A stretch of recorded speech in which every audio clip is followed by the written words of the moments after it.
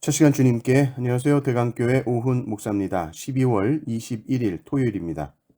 하나님 우리에게 주신 말씀은 느헤미야 13장 1절에서 14절 말씀입니다.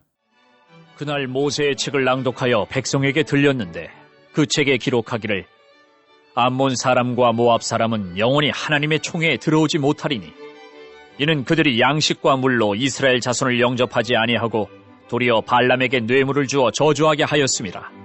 그러나 우리 하나님이 그 저주를 돌이켜 복이 되게 하셨다 하였는지라. 백성이 이 율법을 듣고 곧 섞인 무리를 이스라엘 가운데에서 모두 분리하였느니라. 이전에 우리 하나님의 전에 방을 맡은 제사장 엘리야십이 도비야와 연락이 있었으므로 도비야를 위하여 한 큰 방을 만들었으니 그 방은 원래 소재물과 유향과 그릇과 또 레위 사람들과 노래하는 자들과 문지기들에게 11조로 주는 곡물과 새 포도주와 기름과 또 제사장들에게 주는 거제물을 두는 곳이라. 그때에는 내가 예루살렘에 있지 아니하였느니라. 바벨론 왕 아닥사스다 32년에 내가 왕에게 나아갔다가 며칠 후에 왕에게 말미를 청하고 예루살렘에 이르러서야 엘리야십이 도비야를 위하여 하나님의 전 뜰에 방을 만든 악한 일을 안지라. 내가 심히 근심하여 도비야의 세간을 그 방 밖으로 다 내어 던지고 명령하여 그 방을 정결하게 하고 하나님의 전의 그릇과 소재물과 유향을 다시 그리로 들여놓았느니라.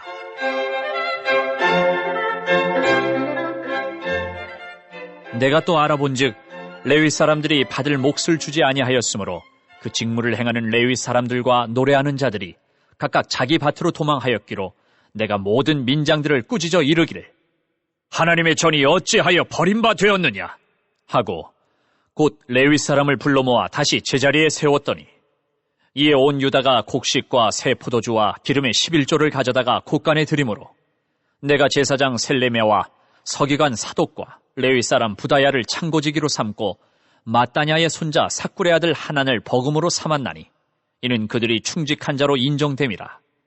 그 직분은 형제들에게 분배하는 일이었느니라.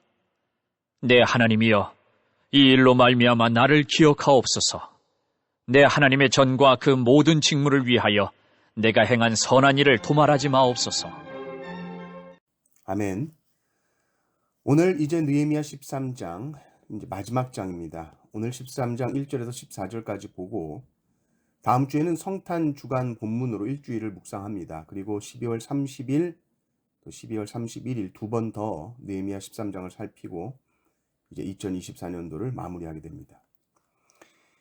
이제 이스라엘은 포로에서 귀환을 했죠. 귀환을 했다고 해서 이 나라가 바로 세워지는 것이 아닙니다. 이스라엘은 하나님의 나라이기 때문에 하나님의 나라는 하나님의 말씀의 통치를 받아야 합니다. 그래서 이들이 말씀을 읽죠. 그런데 신명기 23장을 보니까 하나님의 말씀에는 분명히 암몬 사람들과 모압 사람들은 영구적으로 하나님의 총회에 들어오지 못한다 이렇게 나와 있는 것입니다. 그래서 오늘 1절을 보면 그날 모세의 책을 낭독하여 백성에게 들렸는데 그 책에 기록하기를 암몬 사람과 모압 사람은 영원히 하나님의 총회에 들어오지 못하리니. 근데 이미 예루살렘 안에는 많은 모압 사람들이 살고 있었고 암몬 사람들이 자리를 잡고 있었다는 말이죠. 이들과 이미 인간적으로 관계를 맺고 친분이 깊어진 사람들이 많았을 거라는 것입니다. 근데 느헤미야는 안 된다. 유다 백성 중에 모압, 암몬 사람들을 모두 색출해라. 우리가 이 말씀을 볼 때 이것은 인종차별이나 인종편견하고는 아무런 상관이 없습니다. 하나님은 모든 열방, 모든 나라 사람들을 다 사랑하시죠. 이것은 변함없는 진리입니다. 암몬과 모압을 언급한 것은 이들이 우상숭배에 쩌드는 나라였기 때문이고 이들을 분리해내라는 것은 죄에 심취한 이들과 멀리하라는 말씀입니다.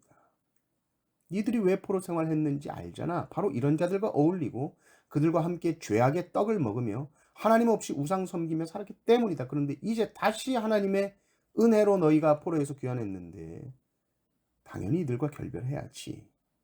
그리고 그 중에 정말 내쫓아야 되는 인물이 누구냐? 바로 도비야였고 이 도비야는 암몬 사람이었습니다.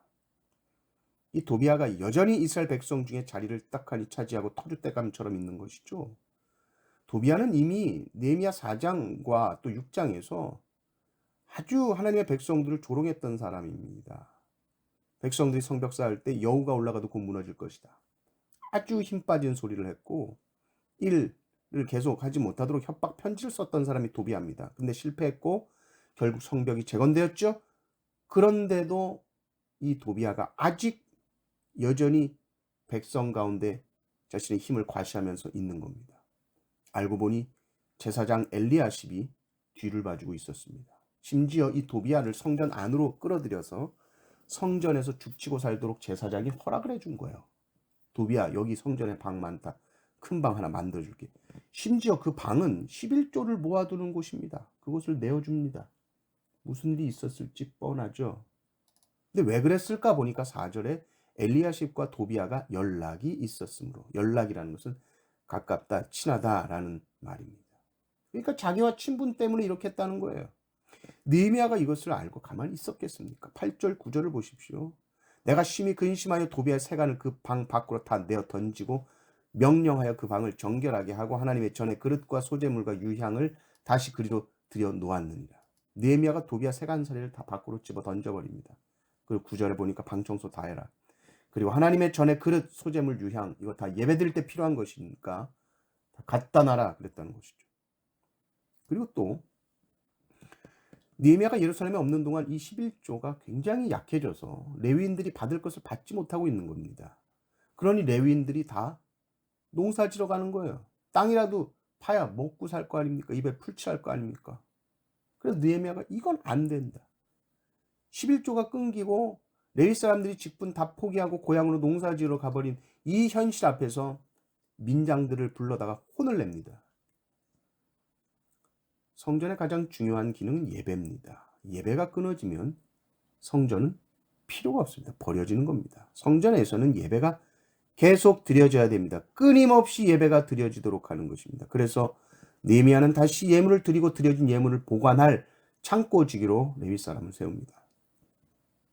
느헤미야가 하는 일의 목적은 하나죠. 성전이 성전으로서의 기능을 유지하는 것입니다. 성전의 가장 중요한 기능은 예배입니다. 느헤미야는 예배가 끊어지지 않게 레위인들이 먹을 것 찾으러 가지 않도록 한 것이죠. 그리고 성전에 있어서는 도무지 안 되는 이 도비아를 쫓아내는 것입니다. 사도 바울은 우리 성도 한 사람 한 사람을 성령의 전이라고 했습니다. 우리가 성전이다. 예수님을 모신 우리가 바로 성전이라고 했습니다. 그러면 우리의 삶도 항상 예배가 드려지는 예배 삶이 돼야 되고 이 예배가 끊어지면 안 됩니다. 그리고 우리의 마음속에서 쫓아내야 될 것을 쫓아내십시오. 내 안에 도비아가 무엇인지 하나님 기뻐하시지 않는 것, 죄, 또 예배를 방해하는 모든 것 쫓아내야 될 줄 믿습니다. 그래서 우리의 삶이 온전한 예배로, 온전한 성전으로 드려지시기를 주님의 이름으로 축원합니다. 아멘.